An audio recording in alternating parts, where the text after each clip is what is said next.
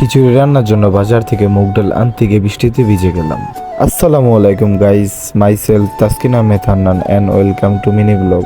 Guys, ঘুম থেকে ওঠার পরে আম্মু বলল বাজারে যাওয়ার জন্য, 100 টাকা হাতে ধরিয়ে দিয়ে বলল বাজারে যেতে। যেই কথা সেই কাজ, আমিও হাত মুখ ধুয়ে রেডি হয়ে বাসা থেকে বের হলাম বাজারে যাওয়ার জন্য।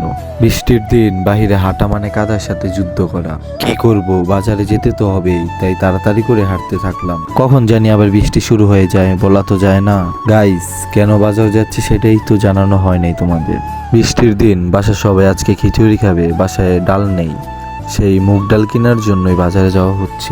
একটুখানি পর আবার বৃষ্টি শুরু হয়ে গেল। ছাতা আনিনি বলে একটা অটোতে উঠে পড়লাম। তারপর জোরে বৃষ্টি শুরু হয়ে গেল। অটোতে বসে বৃষ্টি দেখতেছিল। কিছুক্ষণ পর বাজারে এসে পড়লাম। দোকানদারকে বললাম ডাল আর মশলা দিতে।